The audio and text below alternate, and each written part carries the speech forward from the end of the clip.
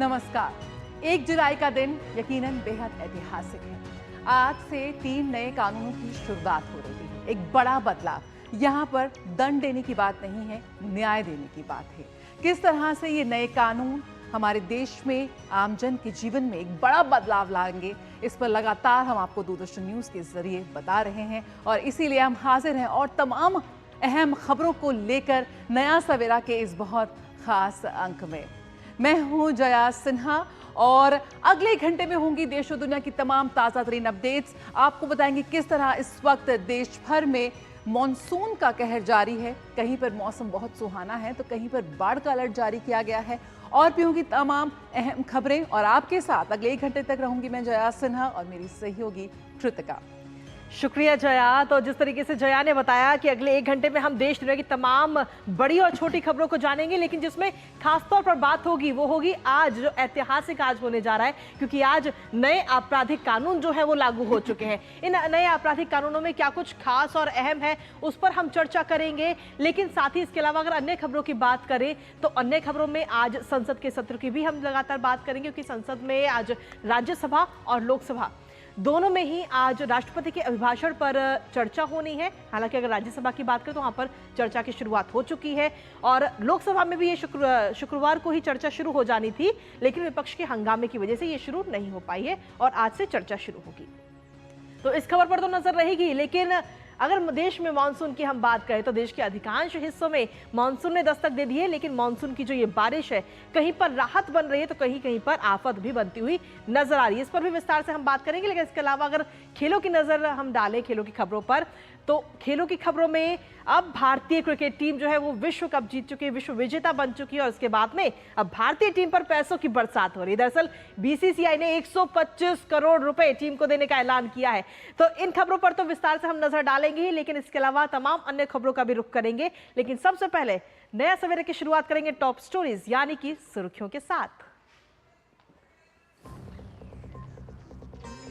देश की न्याय प्रणाली में आज से ऐतिहासिक बदलाव। भारतीय न्याय संहिता, भारतीय सुरक्षा संहिता और भारतीय साक्ष्य अधिनियम नामक 3 नए आपराधिक कानून हुए लागू।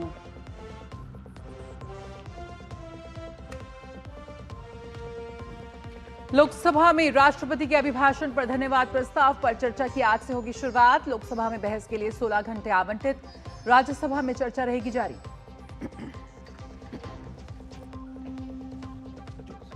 शराब नीति मामले में बीआरएस नेता के कविता की जमानत अर्जी पर दिल्ली हाई कोर्ट आज सुनाएगा अपना फैसला। के कविता की 15 मार्च को हुई थी गिरफ्तारी। देश के अधिकांश हिस्सों में पहुंचा मानसून। मौसम विभाग ने अरुणाचल प्रदेश सहित उत्तर भारत के कुछ राज्यों में बाढ़ का अलर्ट किया जारी। केरल, गोवा, गुजरात, तमिलनाडु, तेलंगाना में आने वाले 4 से 5 दिनों तक मूसलाधार बारिश की चेतावनी। अंतर्राष्ट्रीय खबरों में फ्रांस में कल हुए संसदीय चुनाव के पहले चरण में राष्ट्रपति इमैनुअल मैक्रों के नेतृत्व वाले गठबंधन को बड़ा झटका। मैरीन ली पेन के नेतृत्व वाली अति दक्षिणपंथी नेशनल रैली पार्टी की जीत। 7 जुलाई को दूसरे चरण के चुनाव के बाद आएंगे अंतिम नतीजे। विश्व विजेता बनते ही टीम इंडिया पर पैसों की बरसात। बीसीसीआई ने 125 करोड़ रुपए देने का किया ऐलान। आईसीसी की T20 वर्ल्ड कप की टीम ऑफ द टूर्नामेंट में 11 में से 6 भारतीय शामिल।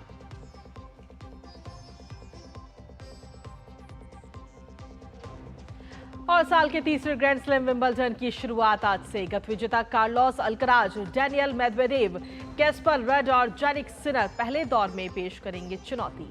भारत की तरफ से सुमित नागल करेंगे अपने अभियान की शुरुआत।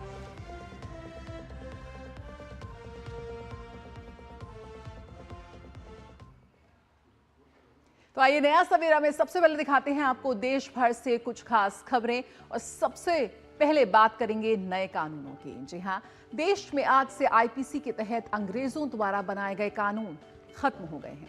अब इनकी जगह बने 3 नए आपराधिक कानून लागू हो गए हैं।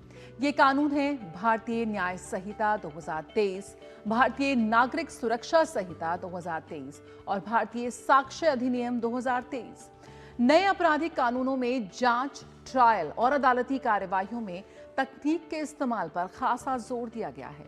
इनका मकसद दंड केंद्रित प्रणाली से न्याय केंद्रित प्रणाली की ओर बढ़ना और सुलभ, सरल और पारदर्शी न्याय व्यवस्था उपलब्ध कराना है। नए कानूनों के लागू होने से न केवल निष्पक्ष और समयबद्ध जांच और त्वरित ट्रायल होगा, बल्कि न्यायालय और जेल के बोझ में कमी आएगी।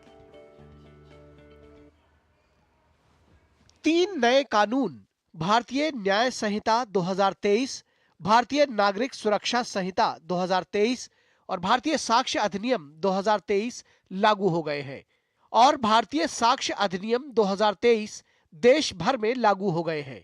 नए कानूनों में ऐसे कई प्रावधान हैं जो न्याय की अवधारणा को मजबूत करते हैं और दंड पर आधारित ब्रिटिश कालीन गुलामी की मानसिकता वाले कानूनों से मुक्ति दिलाते हैं। दरअसल लगभग 160 साल पुराने कानून में ढेरों खामियां थी, वे समय के अनुरूप नहीं थे और लंबे वक्त से देश में नए कानूनों की जरूरत महसूस हो रही थी।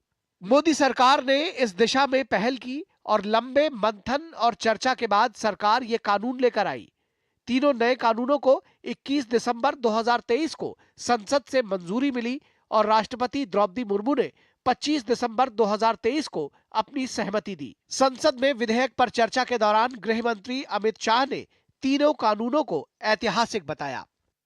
ये ऐतिहासिक सदन में माननीय अध्यक्ष जी, इंडियन पिनल कोड, इसकी जगह जो इंडियन पिनल कोड 1860 में बना, उसका उद्देश्य ही दंड देना था, उसका उद्देश्य न्याय देना नहीं था।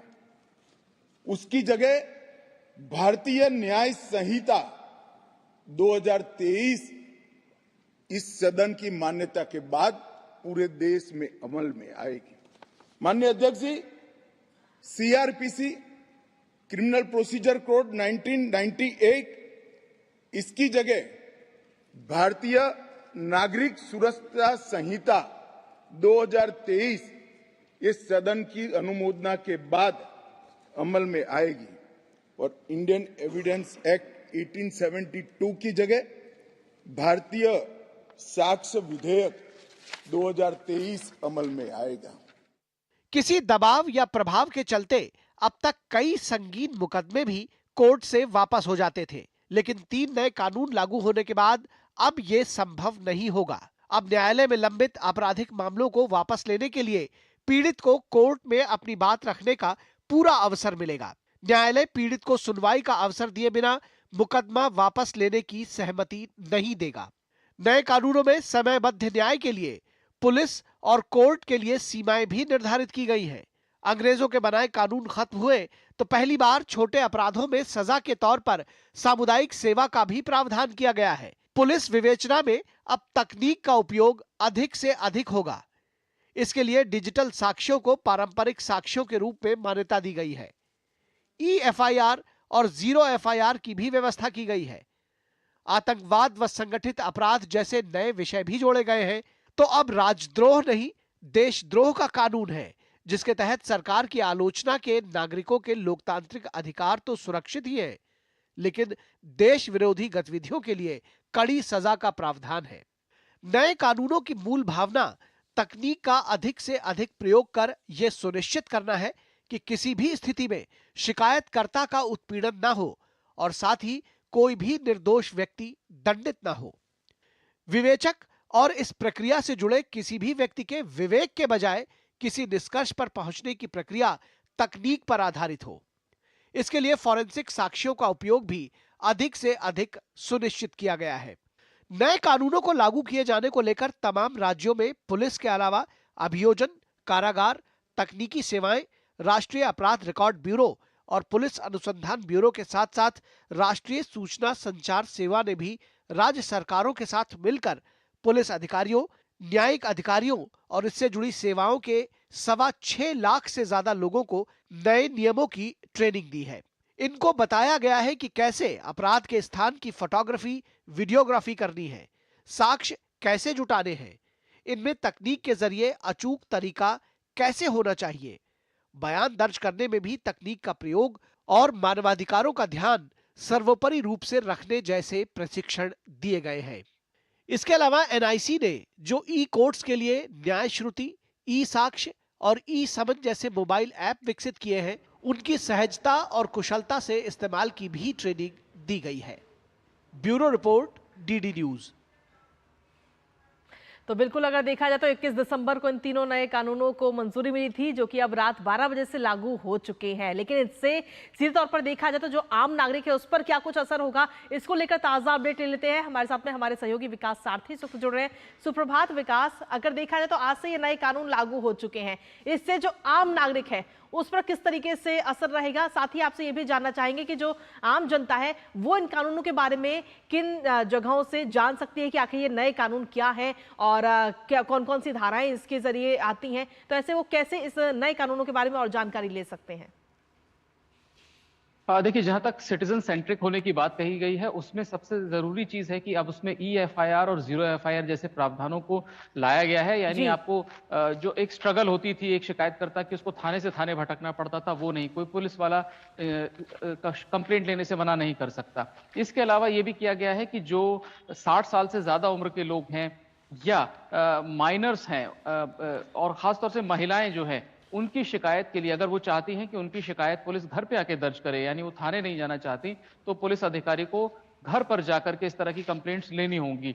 ये एक बड़ा बदलाव किया गया है। इसके अलावा जो जैसा कि बात अभी आपने अपनी स्टोरी में भी देखी कि प्रोटेस्ट पिटीशन का जो पूरा सिस्टम होता है कि कोई भी केस अगर विड्रॉ किया जाता है प्रोसिक्यूशन यानी सरकार की तरफ से, तो एक मौका देना होगा शिकायतकर्ता को कि वो भी अपनी बात कोर्ट में कहे। और इसमें सबसे बड़ी बात कृतिका की जो टाइमलाइन फिक्स की गई है कि एक समय के भीतर ही, एक तय समय के भीतर जांच पूरी करनी होगी। मसलन रेप के मामलों में जो मेडिकल रिपोर्ट है वो 7 दिनों में जो भी डॉक्टर्स जो टेस्ट करते हैं उनको भेजनी होगी वापस पुलिस अधिकारी को, जांच अधिकारी को। ये जो टाइमलाइंस फिक्स की गई हैं, ये बहुत अपने आप में महत्वपूर्ण है। ये सुनिश्चित करने के लिए कि एक तो कोर्ट में मामले लंबे समय तक लंबित ना रहें और जो शिकायत करता है उसकी हर बात को हर फोरम पर सुना जाए। बिल्कुल, तो एक तरह से पीड़ित केंद्रित है ये नए भारत के नए कानून। विकास, साथ ही एक जो बड़ा बदलाव यहाँ पर है कि तकनीक का इस्तेमाल, जिस तरह से अपराध करने का तरीका बदला है, अब उसको पकड़ने का तरीका भी बदलने की यहाँ पर सरकार ने पूरी तैयारी की है। बहुत अहम है इसमें किस तरह से जो तमाम हमारे सुरक्षाकर्मी हैं, जो ये क्रियान्वयन करने वाले हैं, उन तमाम लोगों की ट्रेनिंग, किस तरह से ये पूरा जो कानून है उसे लागू करने में और उसका जमीन पे उतारने की जो पूरी कवायद है, किस तरह से वो आगे बढ़ती भी नजर आ रही है। बिल्कुल, देखिए, जहां तक ये जो पूरा डिजिटल एविडेंस को चाहे मानने की बात हो कि वो भी कोर्ट में मान्य होंगे, यानी मोबाइल फोन में किसी के पास कोई रिकॉर्डिंग है, कोई व्हाट्सएप चैट्स हैं, कोई ईमेल है, ये सारी चीजें डिजिटल, यानी आप एक पेन ड्राइव के जरिए ये डेटा आप कोर्ट में दे सकते हैं। पहले इतना ये सरल नहीं होता था। एक तो इसका सरलीकरण किया गया है, दूसरा यहाँ पर फॉरेंसिक एक्सपर्ट को जरूर बुलाना होगा पुलिस अधिकारी को अगर कहीं गंभीर अपराध कोई होता है जहां 7 साल से ज्यादा सजा का प्रावधान है, वहां पर फॉरेंसिक टीम का पहुंचना अनिवार्य है, उसकी रिकॉर्डिंग होनी चाहिए। कैसे सब ये चीजें होंगी, इसको लेकर के बहुत सारी संस्थाएं काम कर रही हैं और लंबे समय से ट्रेनिंग चल रही है, जिनमें BPRD जो पुलिस रिसर्च से जुड़ा संगठन है उसने बाकायदा इस तरह की प्रेजेंटेशन बनाई है पुलिस अफसरों के लिए, पुलिस अधिकारियों के लिए। NCR भी लगातार इसके लिए काम कर रही है और आम लोगों को जानकारी हो इसके लिए हम देखें PIB भी काफी दिनों से इसमें, प्रेस इंफॉर्मेशन ब्यूरो भी बहुत सारी इस तरह की ट्वीट्स के माध्यम से, अपने सोशल अकाउंट्स के माध्यम, सोशल साइट अकाउंट्स के माध्यम से लोगों को जानकारी दे रहे हैं कि उनके अधिकार क्या हैं और पुलिस के क्या कर्तव्य नए कानून में तय किए गए हैं। बिल्कुल, तो यहाँ पूरी कोशिश है कि किस तरह से जो आम जन है उन्हें जानकारी मिल सके इन नए कानूनों के बारे में। बहुत शुक्रिया विकास सारथी फिलहाल इस जानकारी के साथ जुड़ने के लिए। तो एक यहाँ पे बड़ा ऐतिहासिक बदलाव होने जा रहा है और न्याय सेंट्रिक और पीड़ित सेंट्रिक इस नए भारत के नए कानूनों को लागू कर दिया गया है। तो बिल्कुल खबरों का सिलसिला जो है इसी के साथ लगातार जारी रहेगा नया सवेरा में, लेकिन वक्त एक छोटे से ब्रेक का है, कहीं मत जाएगा क्योंकि ब्रेक के उस पर आपको बताएंगे संसद में आज क्या कुछ कार्रवाई होने वाली है। मैं क्या जी, सब जानते हैं, जहां दिखे मारियो, अपना समझ के खा लियो।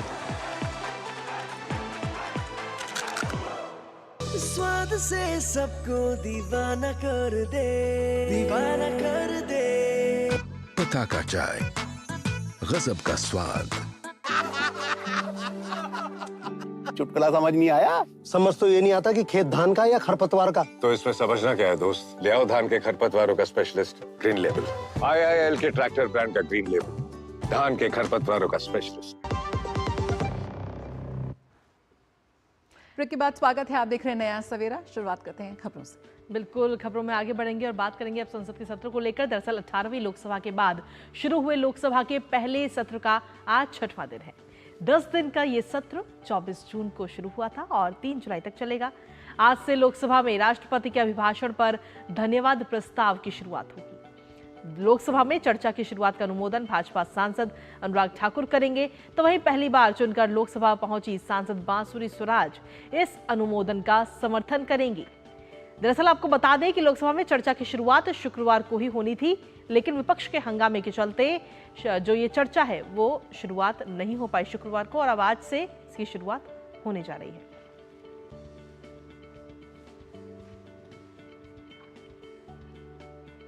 और वहीं अगर राज्यसभा की हम बात करें तो राज्यसभा में राष्ट्रपति के अभिभाषण पर धन्यवाद प्रस्ताव की शुरुआत हो चुकी है। उच्च सदन में चर्चा की शुरुआत भाजपा सांसद सुधांशु त्रिवेदी ने की थी। भाजपा सांसद कविता पाटीदार ने प्रस्ताव का समर्थन किया था। राज्यसभा में अब तक 9 अन्य सदस्य इसमें हिस्सा ले चुके हैं। उच्च सदन में चर्चा के लिए 21 घंटे का समय निर्धारित किया गया है। और इसी पर ताजा अपडेट ले लेते हैं। हमारे साथ में हमारे सहयोगी राजेश जुड़ रहे हैं। राजेश, सुप्रभात आपको। अगर आज की हम बात करें तो आज लोकसभा में राष्ट्रपति के अभिभाषण पर चर्चा शुरू होगी और अनुराग सिंह ठाकुर ये चर्चा शुरुआत करेंगे। आगे किस तरीके से कार्रवाई हमें देखने को मिलेगी, साथ ही इस चर्चा में और कौन कौन से अहम नाम हैं जो आज इस चर्चा में शामिल होते हुए नजर आएंगे? देखिए, शुक्रवार का जो दिन था वो बेहद महत्वपूर्ण दिन था लोकसभा के लिए, और लोकसभा में यह जो चर्चा थी राष्ट्रपति के अभिभाषण पर धन्यवाद प्रस्ताव पर चर्चा, ये शुरू हो जानी थी और बाकायदा इसे सूचीबद्ध किया गया था, लिस्टेड था कि अनुराग ठाकुर जो पूर्व सूचना और प्रसारण मंत्री हैं, हमीरपुर से सांसद हैं भारतीय जनता पार्टी के हिमाचल प्रदेश से, उनको इस चर्चा की शुरुआत करनी थी। लेकिन विपक्ष के नेता जो राहुल गांधी हैं, उन्होंने मीडिया से मुखातिब होते हुए पहले ही ये आभास जता दिया था कि सदन में सब कुछ ठीक ठाक नहीं होने वाला है, क्योंकि कार्य स्थगन प्रस्ताव के जरिए कांग्रेस दोनों सदनों में नोटिस पहले ही दे चुका था कि नीट जैसे महत्वपूर्ण मुद्दों पर चर्चा जो है वो सुनिश्चित कराई जाए। राहुल गांधी ने सदन के बाहर भी और सदन के भीतर भी आकर कहा कि नीट पर सत्ता पक्ष और विपक्ष दोनों एक स्वर में ये संदेश देने की कोशिश कर सकते हैं कि हम छात्रों के भविष्य के साथ हैं, उनके साथ किसी भी तरह का खिलवाड़ नहीं होगा। हालांकि बाद में शिक्षा मंत्री धर्मेंद्र प्रधान ने भी आकर मीडिया से ये बातें कही, लेकिन नीट के मुद्दे पर दोनों सदनों में हंगामा जो है शुक्रवार को होता रहा। हालांकि राज्यसभा में सुधांशु त्रिवेदी ने चर्चा की शुरुआत कर दी और डॉक्टर भीम सिंह, राकेश सिन्हा, तमाम जो भारतीय जनता पार्टी के सदस्य थे वो इस चर्चा में शामिल भी हुए, लेकिन विपक्ष जो है सदन से बायकॉट कर गया था। बायकॉट की वजह राष्ट्रपति के अभिभाषण पर धन्यवाद प्रस्ताव पर चर्चा से भागना नहीं था। फूलो देवी नेताम एक कांग्रेस की सांसद हैं, वो सदन के भीतर जो है वो गिर गई थी, उनका जो ब्लड प्रेशर था वो बढ़ गया था और इसकी वजह से कांग्रेस के जो सदस्य थे वो बायकॉट कर गए थे, बाहर निकल गए थे कि मानवीय आधार पर सदन की कार्रवाई रोकनी चाहिए थी। लेकिन राष्ट्रपति के अभिभाषण पर जो धन्यवाद प्रस्ताव पर चर्चा थी उस दौरान वो सदन के भीतर वापस नहीं आए, लेकिन ये उम्मीद की जा रही है कि आज सदन के भीतर जो है विपक्ष के लोग भी पहुंचेंगे और लोकसभा में चर्चा जो है वो शुरू हो पाएगी। बिल्कुल, तो यहाँ पर कई अहम महत्वपूर्ण मुद्दे हैं, लेकिन यहाँ पर विपक्ष का क्या रवैया रहता है ये देखने वाली बात होगी। फिलहाल कई ऐसे मुद्दे हैं जिन पर यहाँ पर विपक्ष लगातार हंगामे करने की फिराक में ही है। बहुत बहुत शुक्रिया राजेश राज, फिलहाल इस जानकारी के साथ जुड़ने के लिए। आपसे लगातार अपडेट लेते रहेंगे क्योंकि लोकसभा का 6वां दिन है और कई महत्वपूर्ण चीज़ें इसमें जारी हैं। और आइए खबरों में अगर आगे बात करें तो दिल्ली हाई कोर्ट कथित आबकारी नीति घोटाले से जुड़े भ्रष्टाचार और धन शोधन के मामलों में भारत राष्ट्र समिति की नेता के कविता की जमानत अर्जी पर आज दिल्ली हाई कोर्ट अपना फैसला सुनाएगा। हाई कोर्ट ने 28 मई को कविता की दोनों जमानत अर्जियों पर आदेश सुरक्षित रख लिया था। कविता ने निष्क्रिय अदालत के 6 मई के उस आदेश को चुनौती दी है जिसमें भ्रष्टाचार के सीबीआई के मामले के साथ साथ ईडी के धन शोधन मामले में उनकी जमानत अर्जी खारिज कर दी गई थी।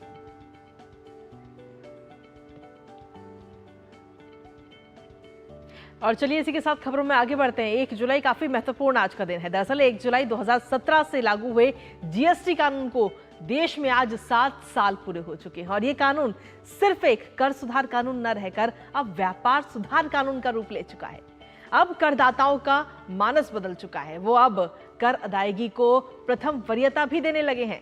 और आज इससे एक बात तो साफ जाहिर है कि सरकार कहीं ना कहीं करदाताओं की सोच में एक बड़ा परिवर्तन लाई है। जीएसटी ने भारत में उत्पादित वस्तुओं और सेवाओं को राष्ट्रीय और अंतर्राष्ट्रीय बाजार में प्रतिस्पर्धी बनाकर भारत सरकार की मेक इन इंडिया पहल को बढ़ावा दिया है। और जीएसटी के इस 7 साल के सफर में क्या कुछ हुआ, आइए आपको दिखाते हैं हमारी इस खास रिपोर्ट के जरिए।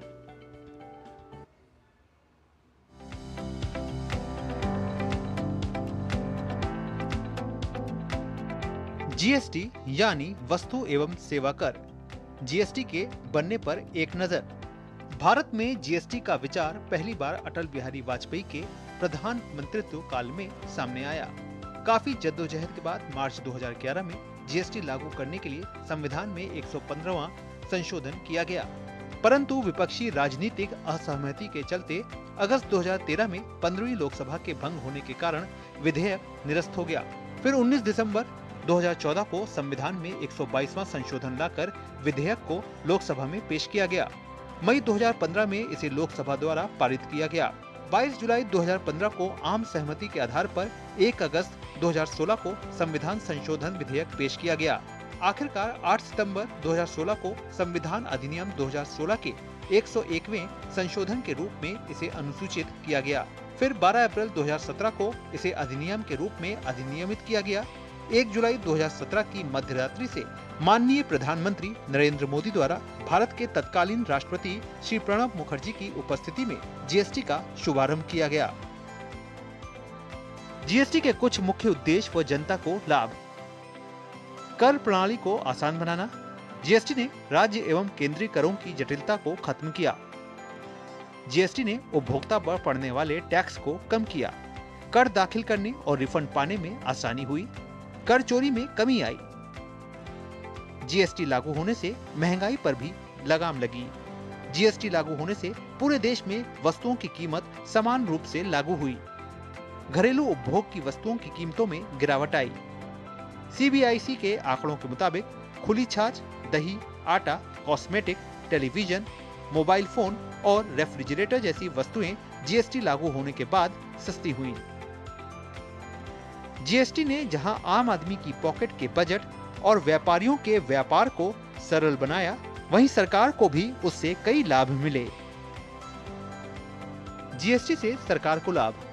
जीएसटी लागू किए जाने से करों में चोरी रुकने से सरकार के खजाने में राजस्व का इजाफा हुआ। एक सरल और मजबूत आईटी प्रणाली ने प्रशासन की कर प्रणाली को आसान बनाया। व्यापारियों द्वारा कर देयता के अनुपालन करने से सरकार को इसका फायदा हुआ। जीएसटी लागू होने से व्यापार में पारदर्शी व्यवस्था ने स्थानीय और विदेशी निवेश को प्रोत्साहित किया।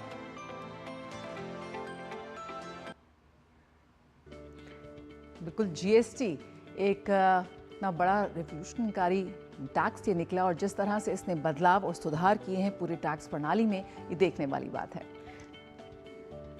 तो बिल्कुल नया सवेरा का जो ये सिलसिला है वो लगातार जारी है, लेकिन इसी बीच वक्त एक छोटे से ब्रेक का हो गया। आप बने रहिए हमारे साथ, क्योंकि ब्रेक के उस पर हम बात करेंगे मानसून को लेकर। बात जब पीढ़ियों के लिए बनने वाले घर की हो तो जिम्मेदारी बड़ी हो जाती है। गैलेंट समझता है ये जिम्मेदारी। अब डबल एम रिब्स के साथ गैलेंट एडवांस टीएमटी रीबार, निर्माण का रियल हीरो। मैं क्या जी, सब जानते हैं जहां दिखे मारियो, अपना समझ के खा लियो। ज्यादा उपज और भरपूर मुनाफा भी। दोनों मिलेंगे टोरी से। एक हाथ में खरपतवार की हार और दूसरे हाथ में ज्यादा पैदावार। समझे? IIL के ट्रैक्टर ब्रांड का टोरी। अब खरपतवार होगा हक्का बक्का, बढ़ेगा मक्का। ब्रेक के बाद स्वागत है, आप देख रहे हैं नया सवेरा और अब बात कर लेते हैं आइए मॉनसून की। बिल्कुल, मॉनसून जो है इस वक्त पूरे देश में आ चुका है, तो कहीं तेज तो कहीं रुक रुक कर बारिश का सिलसिला लगातार जारी है। मौसम विभाग के मुताबिक सौराष्ट्र और कच्छ, गुजरात, मध्य महाराष्ट्र, कोंकण एवं गोवा, पूर्वी राजस्थान, पंजाब, पश्चिम और पूर्वी उत्तर प्रदेश, तटीय आंध्र प्रदेश और यनम, बिहार, हरियाणा, चंडीगढ़, दिल्ली, हिमाचल प्रदेश, उत्तराखंड, नागालैंड, मणिपुर, मिजोरम और त्रिपुरा, उप हिमालय, पश्चिम बंगाल और सिक्किम में भारी से बहुत भारी बारिश होने के पूरे आसार हैं। वहीं मौसम विभाग ने पूर्वोत्तर के कुछ राज्यों के लिए बाढ़ का अलर्ट भी जारी किया है। साथ ही उत्तराखंड के लिए भी मौसम विभाग ने 3 जुलाई तक मूसलाधार बारिश की चेतावनी जारी की है। आईएमडी के अनुसार आने वाले पूरे सप्ताह दिल्ली में बारिश का दौर चलता रहेगा। तो पूरे देश में इस वक्त मॉनसून का कहर जारी है। हमारे साथ हमारे संवाददाता लगातार जुड़ रहे हैं, जो इस वक्त आपको क्या कुछ ग्राउंड जीरो पर हालात हैं मॉनसून के, वो आपको बताएंगे। लखनऊ से आशुतोष शुक्ला हमारे साथ हैं, भोपाल से आदित्य श्रीवास्तव और डिब्रूगढ़ से सुबीना रॉय इस वक्त हमारे साथ जुड़ चुकी हैं। तो कहीं पर मॉनसून ने मौसम को सुहाना बनाया है, तो कहीं पर बाढ़ का अलर्ट भी यहाँ पर जारी किया गया है। अगर हम पूर्वोत्तर भारत की बात करें तो सुबीना रॉय की तरफ रुख कर लेते हैं। सुबीना, सबसे पहले आपसे जानना चाहेंगे कि क्या कुछ स्थिति है इस वक्त राज्य की? जी सुप्रभात जया। असम में जो स्थिति है वो थोड़ी मतलब वर्सन हुई है, क्योंकि लगातार मूसलाधार बारिश की वजह से लगभग 2 लाख से ज्यादा लोग अभी बाढ़ पीड़ित है और लगभग 7 से ज्यादा जिलों में जो है बाढ़ की चपेट में है, जैसे कि कामरूप, करीमगंज, तिनसुकिया, गोलाघाट, धेमाजी, लखीमपुर, डिब्रूगढ़, शिवसागर, कोकराझार और काफी सारे नदियां जो है डेंजर लेवल से ऊपर जा रही है, जैसे कि ब्रह्मपुत्र जो है डिब्रूगढ़ में और नियामती घाट में वो डेंजर लेवल से ऊपर है। दिखो, शिवसागर में Jia Bhoroli north road crossing, Beki road bridge और कुशियारा, करीमगंज में जो है वहां पे जो है नदियां जो है डेंजर लेवल से ऊपर जा रही है। और कल जो है 2 डेथ का रिपोर्टिंग हुआ, जैसे 2 मौतें हुई, जिसको लेके 34 में चला गया है जो डेथ टोल है इस बार के बाढ़ से संबंधित। और रिलीफ कैंप्स की बात कहें तो 40 से ज्यादा रिलीफ कैंप्स बिठाए गए और कल 300 से ज्यादा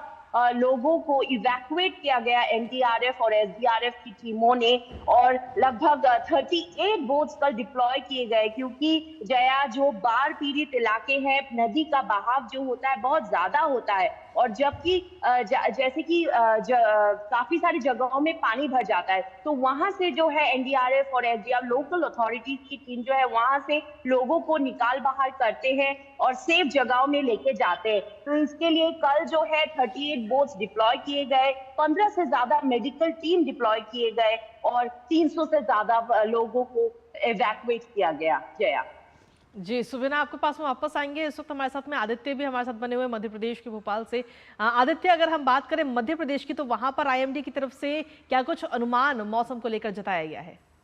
कृतिका, आईएमडी कह रहा है कि अगले 2 दिन यानी कि देखिए पिछले 24 घंटे तो बारिश भरे रहे ही है मध्य प्रदेश में अगर देखें तो, क्योंकि मध्य प्रदेश के ग्वालियर, गुना, अशोकनगर इलाका ऐसा है जहाँ पे बारिश हो भी रही है, लेकिन अब अगले 2 दिन यानी 1, 2, 3 तारीख तक अगर देखें तो थोड़ी राहत जरूर बारिश से लोगों को मिलेगी, लेकिन 3 तारीख के बाद अगले 4 से 5 दिन एक बार फिर मानसून की गतिविधियां जो है वो और तेज हो जाएंगी। उसका कारण ये है कि मध्य पाकिस्तान यानी कि सेंट्रल पाकिस्तान जो है वहां पर और पूर्वी उत्तर प्रदेश और झारखंड के मध्य में एक टर्फ लाइन और साइक्लोनिक सिस्टम बना हुआ है, उसके कारण से ये थोड़ा सा कमजोर पिछले 1-2 दिन अभी हुआ है, जिसकी वजह से नमी रहेगी और 1-2 दिन में यानी कि 1-2-3 तारीख तक जो है थोड़ा सी बारिश की राहत मिलेगी। लेकिन उसके बावजूद भी जबलपुर, शहडोल, सतना संभाग की अगर बात करें तो वहां पर बारिश की गतिविधियां देखने को मिलेंगी। कहीं कहीं इलाकों में बहुत तेज बारिश भी हो सकती है। ये बात जरूर है कि अगर बात राजधानी भोपाल की करें तो राजधानी भोपाल में जून के महीने में, क्योंकि कल जून के महीने का आखिरी दिन था और साल 2000 से लेकर अब तक पहले 2 या 3 बार ऐसा हुआ है कि 300 मिलीमीटर से ज्यादा बारिश भोपाल में दर्ज की गई है। ये भी एक रिकॉर्ड बना है। आने वाले दिनों में भोपाल में ये जरूर कहा जा रहा है कि बारिश जो है वो 2-3 से 4 तारीख के आसपास अच्छी तेज बारिश देखने को मिल सकती है। लेकिन इसके अलावा अगर आप ग्वालियर, चंबल की तरफ जाएंगे जहाँ शुरुआती दौर में मानसून बहुत ज्यादा एक्टिव नहीं हुआ था, लेकिन वहां भी जो है मानसून की गतिविधियां लगातार बढ़ रही हैं और पूरे मध्य प्रदेश को अगर आप समझेंगे तो अभी तक जो पूर्वी मध्य प्रदेश है वहां सामान्य से जो है अभी 20% कम बारिश हुई है अभी तक के लिहाज से अगर देखें तो। पश्चिमी मध्य प्रदेश की अगर बात करें तो 25% सामान्य से ज्यादा बारिश अब तक मध्य प्रदेश में हो चुकी है और पूरे मध्य प्रदेश को अगर समझने की कोशिश करेंगे आंकड़ों के हिसाब से तो अब तक जो है 25% बारिश सामान्य से अभी मध्य प्रदेश में। बिल्कुल, तो यहाँ पर भारी बारिश ने कई जगह जीवन को अस्त व्यस्त किया हुआ है। आशुतोष हमारे साथ जुड़े हुए हैं लखनऊ से। जी आशुतोष, आप बताएं क्या कुछ कहना है मौसम विभाग और किस तरह से बारिश ने वहां पर मौसम को बेहतर किया है या लोगों को परेशान किया है? देखिए, जिस तरीके से लोगों को इंतज़ार था बारिश का, जिस तरह से टेम्परेचर चल रहा था पूरे जून के महीने में, जून खत्म होते होते जिस तरीके की अब बारिश हो रही है, उससे कहीं न कहीं यहाँ के लोग जो है राहत महसूस कर रहे हैं। अभी कहीं भी बाढ़ जैसी स्थिति या प्राकृतिक आपदा जैसी स्थिति नहीं दिखाई देती है। हाँ, 15 जिलों में जो है अतिवृष्टि हुई है, ज़्यादा पानी बरसा है, वहाँ पर जो अनुमान था उससे ज़्यादा पानी गिरा है पिछले 24 घंटे में, और इसके साथ ही आधा दर्जन से अधिक लोग जो है आकाशीय बिजली के चपेट में आए हैं, जिससे उनकी दैवीय इस आपदा में मृत्यु हुई है। तो निश्चित रूप से आने वाले दिनों में मौसम विभाग का भी कहना है कि यहाँ पर जो है भारी बारिश होगी आने वाले दिनों में, और उन सारी जगहों पर जहाँ पर पानी का इंतजार था वो बारिश से पूरा होगा, और लगातार बारिश से जो है जो यहाँ की फसलें हैं, जो किसान हैं, वो कहीं न कहीं इसमें प्रसन्नचित भी दिखाई देते हैं। प्रशासन की भी तैयारी ज़्यादा जोरों पे है कि अगर जो है बाढ़ जैसी स्थिति पैदा होती है तो उस स्थिति को कैसे निपटा जाना है, तो इसको लेकर के भी एनडीआरएफ या प्रशासन जो है पूरी अपनी तैयारी में है। राजधानी लखनऊ में पिछले 48 घंटों से लगातार बारिश की फुहारें और भारी बारिश दोनों देखने को मिली है, लेकिन अगर हम कहें तो लोगों ने इसमें प्रसन्नता ही व्यक्त की है, इसलिए व्यक्त की है कि पिछले दिनों जो है काफी अधिक टेम्परेचर था, जिससे लोग बेहाल थे, और उस हालत में बारिश होना जो है सब लोगों ने अपने लिए मुफीद पाया है। बिल्कुल, यानी कि अगर यूपी की हम आशुतोष बात करें तो यूपी में ये बारिश जो है कहीं ना कहीं काफी राहत बनती हुई नजर आ रही है। फिलहाल आप तीनों को बहुत बहुत शुक्रिया तमाम जानकारी और अपडेट्स हमारे साथ साझा करने के लिए। तो बिल्कुल, उत्तर भारत में प्रचंड गर्मी थी और उसके बाद मॉनसून रिकॉर्ड तोड़ बारिश लेकर आया है। तो कहीं पे बारिश मौसम को सुहाना बना रही है, तो कहीं उत्तर पूर्व की अगर बात करें तो वहाँ पर बाढ़ का अलर्ट जारी किया गया है और कई जिलों में इस वक्त स्थिति थोड़ी मुश्किल बनी हुई है। और आइए अमरनाथ जी की बात कर लेते हैं। श्री अमरनाथ जी की यात्रा पर जाने वाले तीर्थयात्रियों के लिए कनेक्टिविटी और सुविधा बढ़ाने के लिए पहलगांव से हेलीकॉप्टर सेवाएं उपलब्ध कराई गई हैं। इस पहल का उद्देश्य तीर्थयात्रियों को कम समय में सुरक्षित और परेशानी मुक्त पवित्र दर्शन कराना है।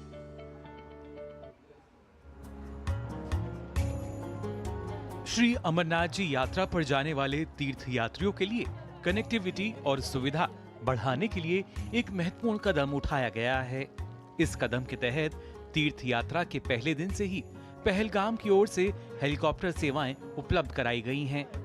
इस पहल का उद्देश्य उन तीर्थ यात्रियों को सुविधा प्रदान करना है जो पैदल या तटों पर यात्रा करने में असमर्थ हैं, ताकि वो आसानी से पवित्र दर्शन कर सकें। डीडी न्यूज से यात्रियों ने बात करते हुए इस पहल की सराहना की है और प्रशासन के प्रति आभार व्यक्त किया है।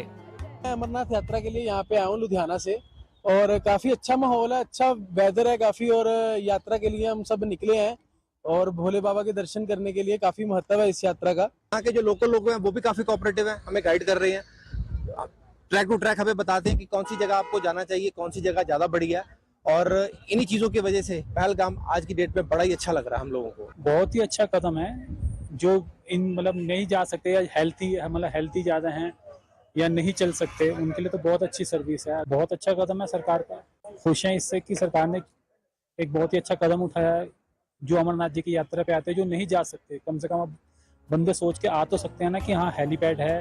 पहले दिन से ही अमरनाथ जी यात्रा के लिए हेलीकॉप्टर सेवाओं की उपलब्धता के लिए सभी लोग इस पहल की सराहना कर रहे हैं। ये हेलीकॉप्टर सेवा अमरनाथ जी की कठिन यात्रा करने में असमर्थ लोगों के लिए एक बेहतरीन विकल्प प्रदान करता है। इसके अतिरिक्त अधिकारियों ने तीर्थ यात्रियों के लिए प्रक्रिया को और सरल बनाते हुए हेलीपैड सेवाओं के लिए एक ऑनलाइन बुकिंग प्रणाली भी लागू की है, जिससे यात्री अब घर बैठे इस यात्रा की बुकिंग कर सकते हैं। अमरनाथ जी यात्रा के लिए शुरू हुए हेलीकॉप्टर सेवाओं की सराहना तीर्थ यात्रियों के साथ साथ स्थानीय लोग भी कर रहे हैं। यहाँ की एडमिनिस्ट्रेशन का हम शुक्रगुजार है कि उन्होंने पहले से यहाँ की जो हेलीपैड की सर्विस है उसको स्टार्ट किया है। ये एक बहुत ही अच्छा स्टेप है, क्योंकि इससे जो आने वाले यात्री है उनके लिए आसाइश होगी दर्शन के लिए, और उसके साथ साथ एडमिनिस्ट्रेशन ने जो जितनी भी इनके लिए तैयारी होनी चाहिए यात्रा के लिए वो की हुई है। इस साल जो हेलीपैड सर्विस रखी गई है, जो एज्ड और इन्फर्म्स के लिए, वो एक बड़ा सराहनीय कदम है गवर्नमेंट की तरफ से। ये जो हेलीकॉप्टर की सर्विस इन्होंने शुरू की है, ये जो कोई बीमार होता है या कोई बूढ़ा होता है उसको दिक्कत होती है पैदल जाने में या घोड़े पे जाने में, उसके लिए जो हेलीकॉप्टर की सर्विस है ये उसके लिए बिल्कुल अच्छी सर्विस है। प्रशासन सभी श्रद्धालुओं की सुरक्षित, सुगम और सुखद अमरनाथ जी हेलीकॉप्टर यात्रा के लिए प्रतिबद्ध है। पहलगाम से हेलीकॉप्टर सेवाओं की शुरुआत इस प्रतिबद्धता का एक प्रमाण है, जो यह सुनिश्चित करती है कि श्री अमरनाथ जी की पवित्र यात्रा सभी श्रद्धालुओं के लिए सुचारू, सुरक्षित और परेशानी मुक्त हो। Bureau report, DD news. तो बिल्कुल यात्रियों की सुरक्षा की अगर हम बात करें और उनको सुविधा मिल सके, इसके लिए ये एक बड़ी पहल वहां पर शुरू की गई ताकि हेलीकॉप्टर से लोग बेहद ही कम समय में और अमरनाथ जी के दर्शन वहां पर कर सके। बिल्कुल। तो चलते हैं प्रमुख जनरल उपेंद्र द्विवेदी दिल्ली के राष्ट्रीय समर स्मारक पर जाकर शहीदों को उन्होंने श्रद्धांजलि अर्पित की और इसकी तस्वीरें आप इस वक्त देख रहे हैं अपने टेलीविजन स्क्रीन पर।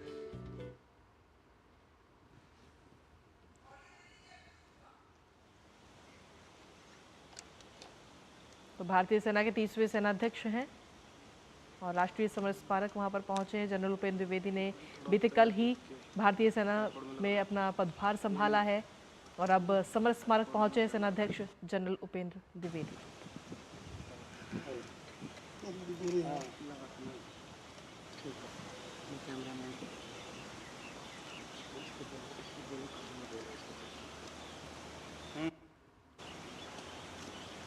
समर स्मारक पहुंचे सेनाध्यक्ष जनरल उपेंद्र द्विवेदी। समर स्मारक हमारे देश के शहीद हुए जवानों को एक श्रद्धांजलि, वो स्थान नमन करते हुए हमारे देश के उन नायकों को जिन्होंने अपना सर्वोच्च बलिदान दे दिया देश की सुरक्षा के लिए।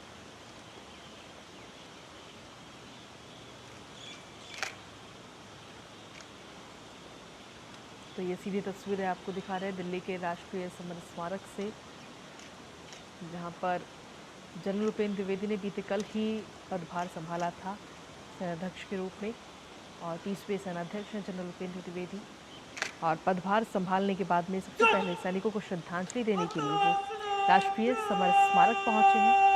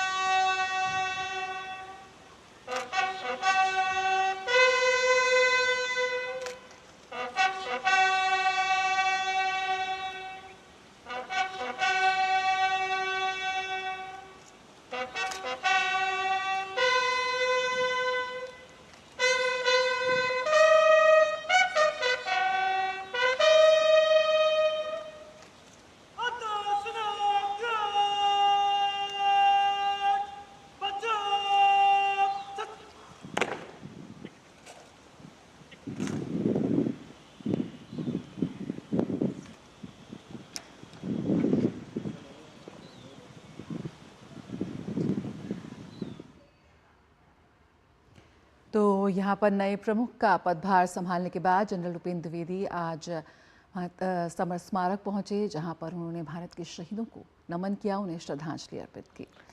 यहाँ रुकते हैं एक छोटे से ब्रेक के लिए, जल्द हाजिर होते हैं। स्वाद से सबको दीवाना कर दे, दीवाना कर दे।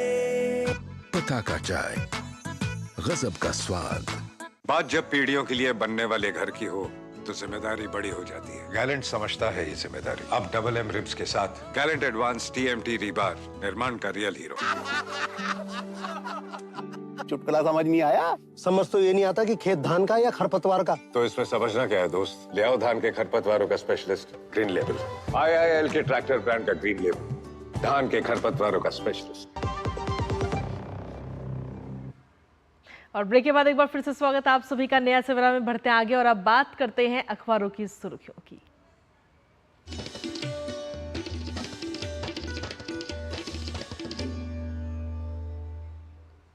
और दिल्ली से प्रकाशित अखबारों की सुर्खियों के साथ हाजिर है नारायण दत्त मिश्र। नारायण, सुप्रभात। क्या कुछ खास है आज अखबारों में? नमस्कार जया और कृतिका, सुप्रभातम सभी दर्शकों को भी। आज जो है अखबार की सुर्खियों में पहली खबर जिस पर थी कल देश की नज़र, देशवासियों की नज़र, सभी ने मन की बात को सुना और प्रधानमंत्री नरेंद्र मोदी मन की बात को लोकसभा निर्वाचन के बाद लेकर आए और जनता के बीच रखा और उन्होंने अपने विचार जो प्रकट किए वहाँ पर संस्कृति और जो प्रतिभाएं हैं उनका उन्होंने यशगान किया। विशेष रूप से आदिवासी मुद्दों को भी उन्होंने छुआ, हूल दिवस के बारे में भी बात की और साथ ही साथ जब हम संस्कृति की बात करते हैं तो संस्कृत की भी बात करते हैं, तो उन्होंने संस्कृत के बारे में भी विशेष रूप से कल अपने विचार साझा किए। बेंगलुरु के बारे में उन्होंने बताया संस्कृत वीकेंड किस तरीके से मनाया जाता है, इस तरह से लोगों को प्रेरित करने का काम किया। हालांकि अखबार जो है दैनिक जागरण, उसने इसे प्रमुखता देते हुए विपक्ष ने किस तरीके से कहा, उन पर आक्षेप लगाया कि महंगाई और जो विशेष मुद्दे होते हैं जनता को जिससे तकलीफें होती हैं उन मुद्दों को उन्होंने नहीं छुआ।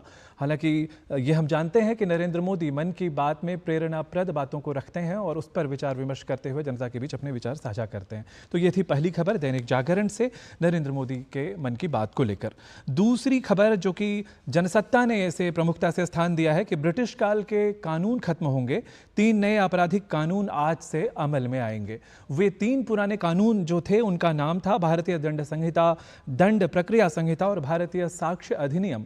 अब उनमें से एक का नाम तो जस का तस है, लेकिन भारतीय न्याय संहिता, जो कि हम जैसे हिंदी में कहते थे भारतीय दंड संहिता, उसका नाम अब भारतीय न्याय संहिता के रूप में अब आएगा। और भारतीय नागरिक सुरक्षा संहिता, यानी दंड शब्द को हटाकर भारतीय सुरक्षा और इस तरीके से नागरिक संहिता, इन तरह के नामों के साथ इन 3 कानूनों को आज से प्रवर्तन के रूप में, प्रवर्तित किया हुए रूप में हम देखेंगे।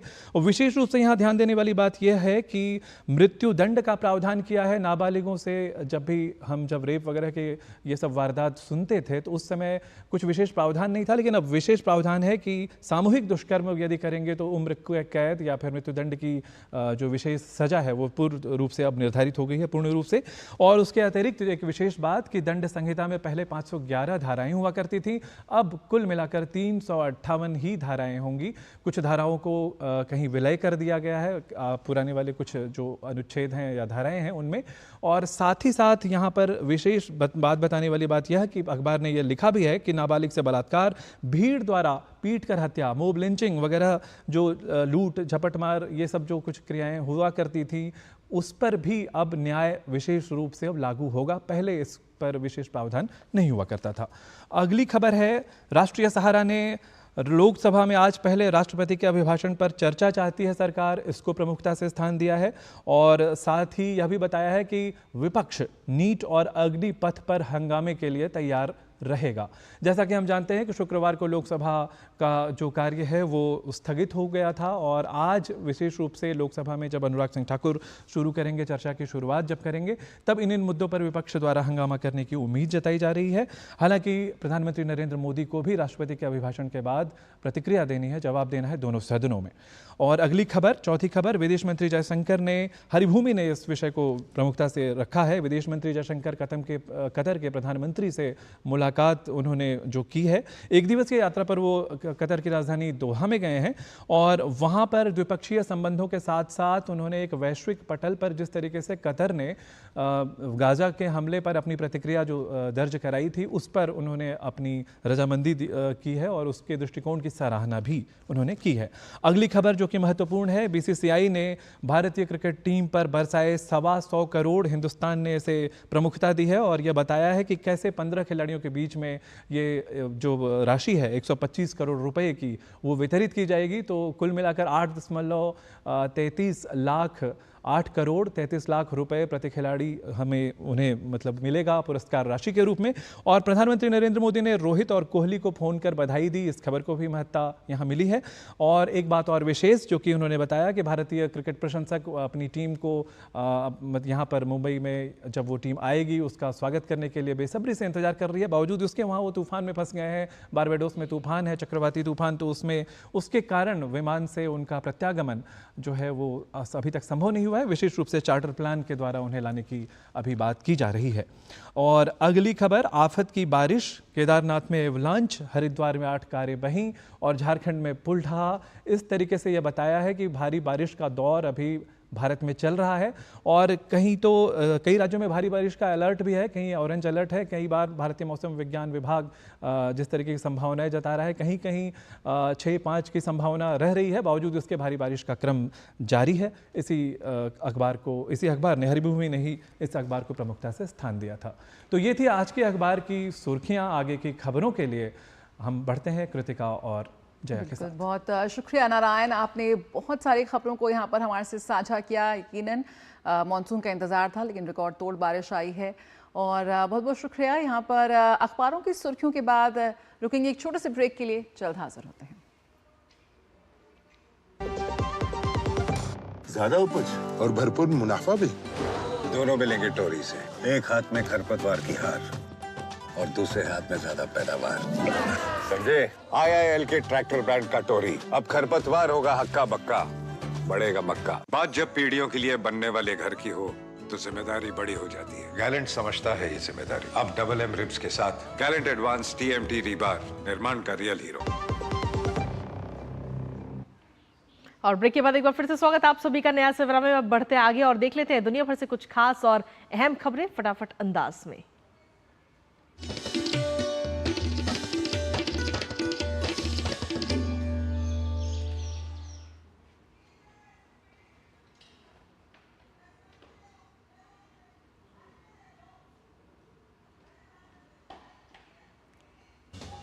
दुनिया की खबरों में आपको बता दें कि फ्रांस के संसदीय चुनाव के पहले चरण में राष्ट्रपति इमानुएल मैक्रों को झटका।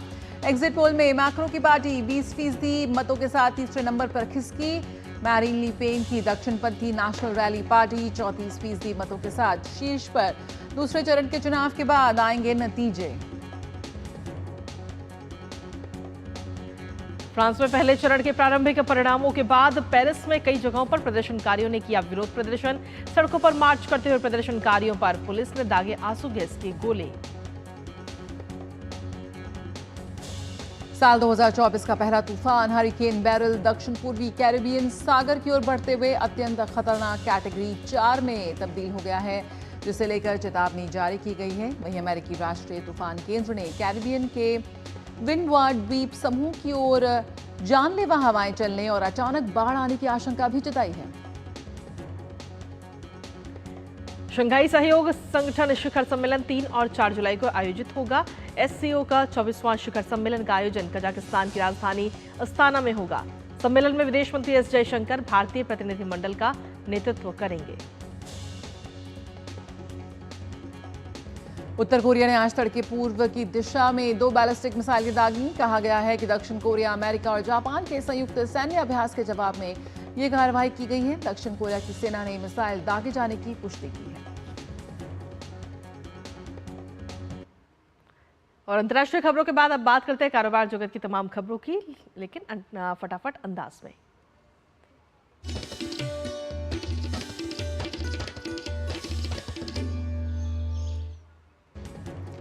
भारत ऊर्जा सुरक्षा के मामले में आत्मनिर्भर बनने की ओर बढ़ रहा है। इसका पता इस बात से चलता है कि कोयला आयात में वार्षिक वृद्धि पिछले एक दशक में वित्त वर्ष 2023 और 24 तक घटकर 2.49% रह गई है।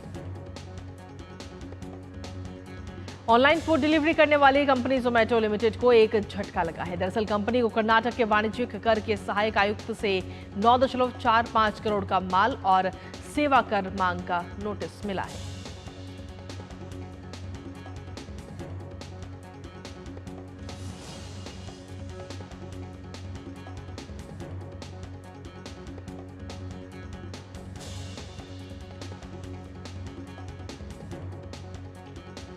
देश के पूर्वी हिस्से में पर्यावरण अनुकूल ईंधन पहुंचाने की देश की सबसे महत्वाकांक्षी 12,940 करोड़ रुपए की ऊर्जा गंगा गैस पाइपलाइन परियोजना के निर्माण में 9 महीने की देरी होगी और अब इसका निर्माण मार्च 2025 तक पूरा होगा।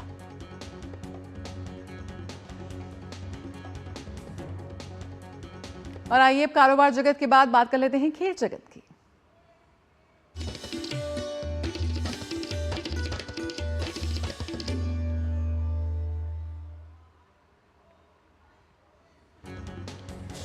आईसीसी ने T20 विश्व कप 2024 के लिए टीम ऑफ द टूर्नामेंट की घोषणा कर दी है। टीम ऑफ द टूर्नामेंट की लिस्ट में T20 विश्व चैंपियन भारतीय टीम के 6 खिलाड़ियों को भी जगह मिली है। इस टीम में सबसे पहला नाम भारतीय क्रिकेट टीम के कप्तान रोहित शर्मा, सूर्य कुमार यादव, हार्दिक पांड्या, अक्षर पटेल, जसप्रीत बुमराह और अर्शदीप सिंह का नाम इसमें शामिल है।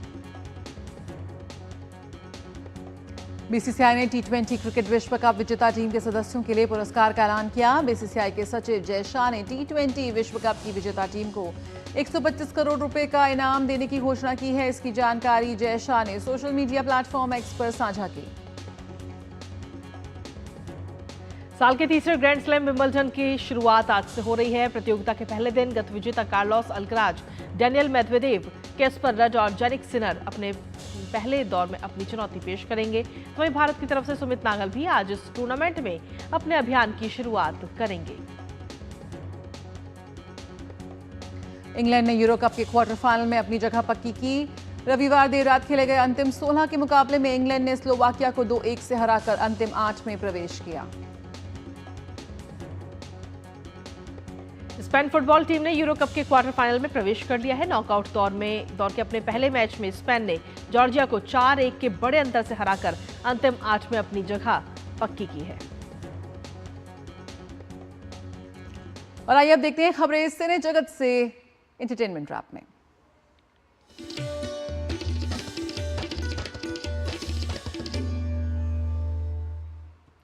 निर्देशक निखिल भट्ट और निर्माता करण जौहर गुनीत मोंगा की एक्शन थ्रिलर फिल्म किल 5 जुलाई 2024 को सिल्वर स्क्रीन पर रिलीज के लिए तैयार है।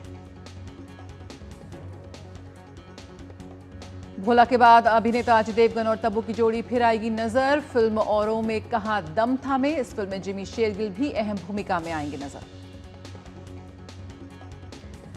अक्षय कुमार की फिल्म सरफिरा के जरिए वापसी करने के लिए तैयार है। ये फिल्म सूर्या और ज्योतिका की 2020 में आई फिल्म सुरारई पोटारू की हिंदी रिमेक है। एक्टर विकी कौशल और तृप्ति डिमरी की फिल्म बैड न्यूज 19 जुलाई को होगी रिलीज। तृप्ति के साथ इस फिल्म में एमी व्रिक भी आएंगे नजर।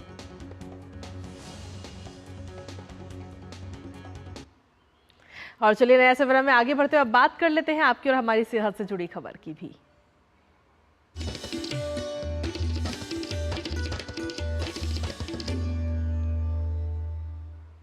कहते हैं कि सेवा से बढ़कर कोई धर्म नहीं है। चिकित्सक को भगवान का रूप माना जाता है। रोगी का इलाज कर मरीजों को स्वस्थ करने में चिकित्सकों की महत्वपूर्ण भूमिका है, जिसे सभी डॉक्टर बड़ी जिम्मेदारी से निभाते हैं।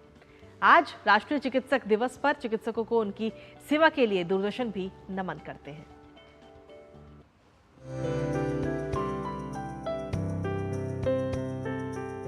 भारत में हर वर्ष 1 जुलाई को राष्ट्रीय चिकित्सक दिवस के रूप में मनाया जाता है। इस दिन का उद्देश्य है डॉक्टरों की भूमिका, महत्व और जिम्मेदारियों के विषय में जागरूकता बढ़ाना, साथ ही चिकित्सकों को समझने और अपनी जिम्मेदारियों को समर्पित रूप से लेने के लिए उन्हें प्रोत्साहित करना। सर्दी जुकाम जैसा मामूली रोग हो या फिर कैंसर जैसी बीमारी, ऐसे में ठीक होने के लिए आवश्यकता होती है एक चिकित्सक की। चिकित्सीय परामर्श न सिर्फ बीमारियों को ठीक करने में सहायक है, बल्कि बीमारियों से बचाव कैसे किया जाए, इसमें भी चिकित्सक की विशेष भूमिका होती है।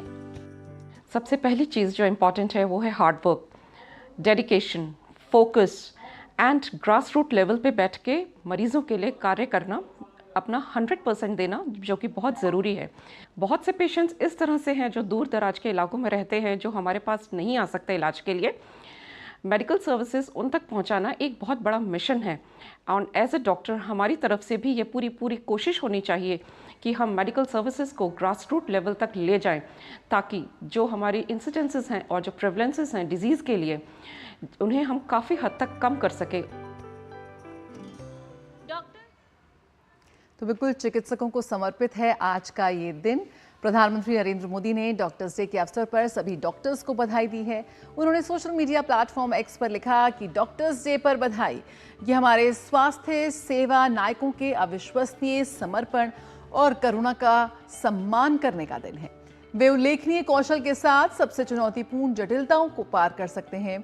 हमारी सरकार भारत में स्वास्थ्य ढांचे में सुधार करने और डॉक्टरों को वह व्यापक सम्मान दिलाने के लिए पूरी तरह से प्रतिबद्ध है, जिसके वे हकदार हैं।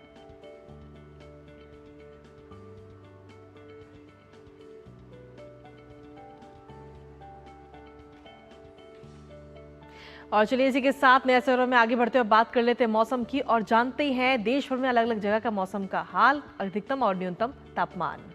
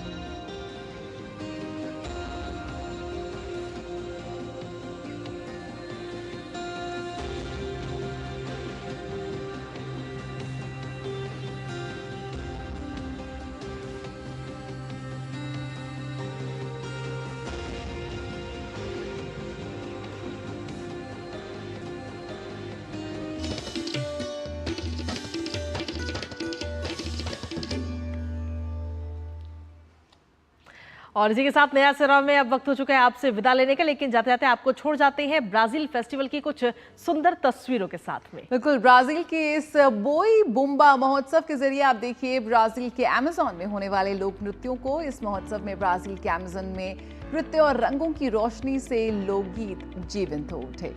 तो लुत्फ उठाइए इन झलकियों का और हमें दीजिए इजाजत। नया सवेरा में फिलहाल इतना ही। नमस्कार।